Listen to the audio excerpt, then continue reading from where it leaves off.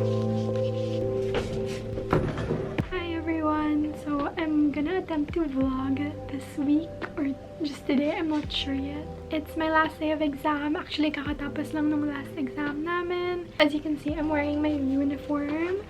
Finally, nagpagawa na ako ng uniform because we're required to wear our uniform or any white top for the exams. I'm so happy I got through this week and last week, or just the whole exam week in general. It was really stressful, but I made it through. I'm so happy. This month has been really hard on me. Hindi ako masyadong nag-vlog. As in, I tried to vlog previous weeks, pero I don't know if I'm gonna post them. I don't know if makompile ko. I'll check. But yeah, I'm just happy. Last exam is finals, which is on May, and I'm so scared, pero hindi ko muna iisipin.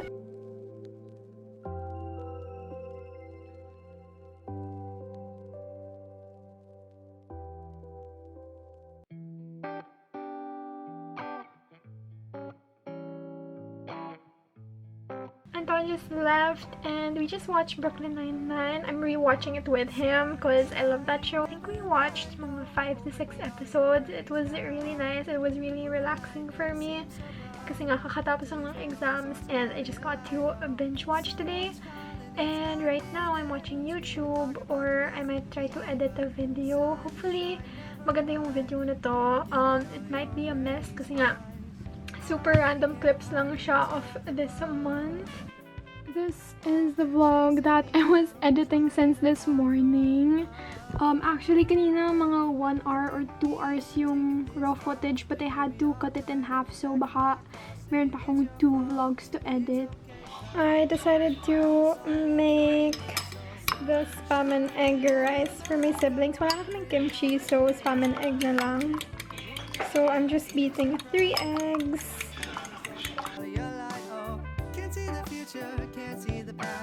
Oh, it's not that like perfectly. Kinda. I already cut up the egg. Ginawa ko lang strips, nilagyan ko ng salt and pepper. Ito pala yung mini food processor na pinakita ko before. Hindi ko na napakita how we made it or like how we used it. Pero ayan, no, it really works. I'm just trying to make it somewhat crispy para mas masarap. Oh my gosh, my camera is fogging. So ayan, I put the rice na. Oh my gosh, may naiwan na spam, but nilagyan ko rin siyang garlic, and now I'm gonna add oyster sauce since hindi na kimchi yung gagawin natin. Oyster sauce na lang. Okay, it looks like this. I don't know if it looks good, but hopefully it tastes good. So, ayan. Nilagay ko na yung egg and yung spam. Hindi ko ata masyadong na-mix yung rice, pero okay, let's see if it's good. I just got a small serving because I ate a while ago. And I feel like this is more of a breakfast food, but this is all we had. So, yeah, I just made what I could. And it's pretty good. Okay, so done with dinner. Now, I'm gonna try and edit this more. So, I was able to make it 16 minutes, pero yung goal ko parata is less than 15.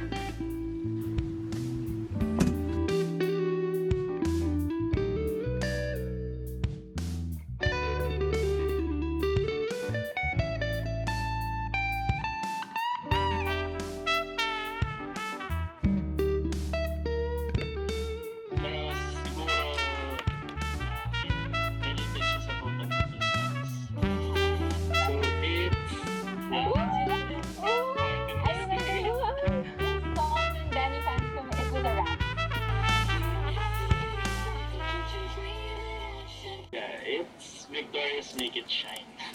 Wait lang, taas nyo lang para ma-record yung scores. Are you ready? Oh, I forgot about that. Okay, it's currently 2:18 a.m. I just ended a call with my friends just to de-stress. We decided to have like a group call in Zoom, and we played a really fun game. So yeah, yeah, I was really shy to ask them if they wanted to be featured in my vlog. But maybe next time. And yeah, I think I'm gonna sleep. Actually, I'm gonna call Anton first to say goodnight. And yeah, I think I'm gonna vlog tomorrow na lang. Kasi nakalimutan ko yung haul ko kanina. Since before the Zoom started, I was editing the video. So, hindi ko na nagawa yung haul. So, tomorrow morning na lang. Yeah, I will see you tomorrow. Good morning. It's around 11 a.m. I think I woke up at 10 a.m. So, I've been up for an hour. And I've been editing this video, the same video as yesterday. It's not the best video I've done, but ayan, it's okay naman. Sayang kasi if hindi ko i-post, so papost ko na lang, maybe on Friday. But yeah, still working on the same video. Later pa naman yung class ko, 1 p.m. so medyo may time pa.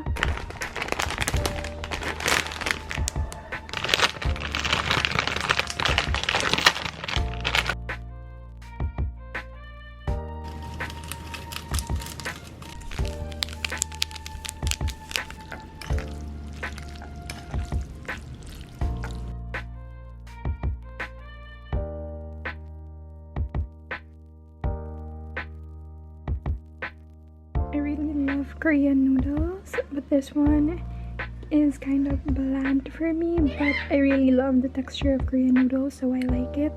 And then, naglagay lang ako ng spam para may saltiness. Available through clinical key. So, the overview of the concept of one gene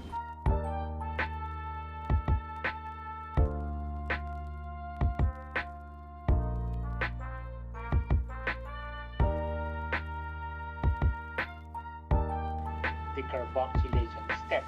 Rate limiting step utilizes another pH-dependent tyrosine hydroxylase enzyme.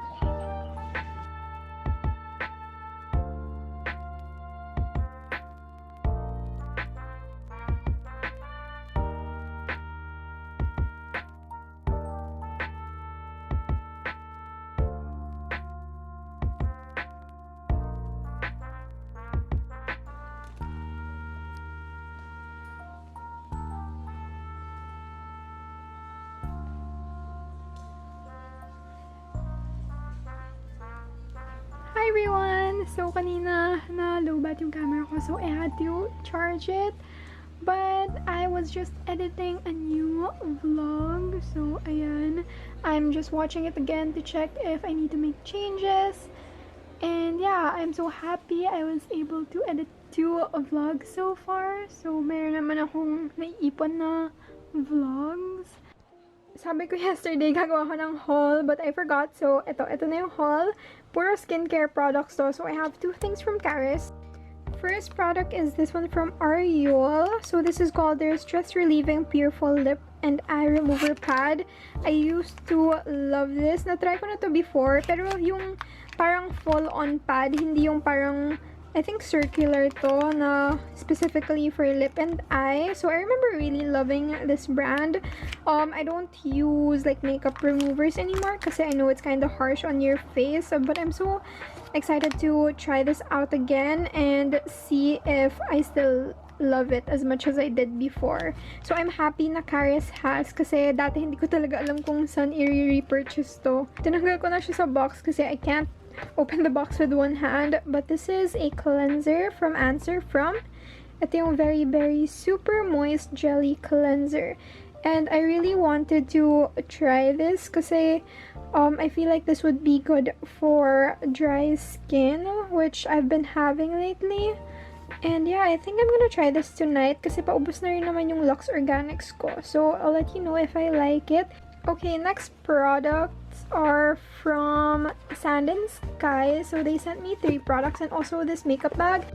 First product from Sand and Sky is their Australian Emu Apple Dreamy Glow Drops. So it's a serum. I think set to it. You can buy this as a set with the bag. I'm gonna link it down below if you're interested. Pero ayan siya. It's really cute. I'm gonna let you know if I like it. Pero look at it. It's so watery instead of oily. Next is their Australian Pink Clay Pore Refining Mask.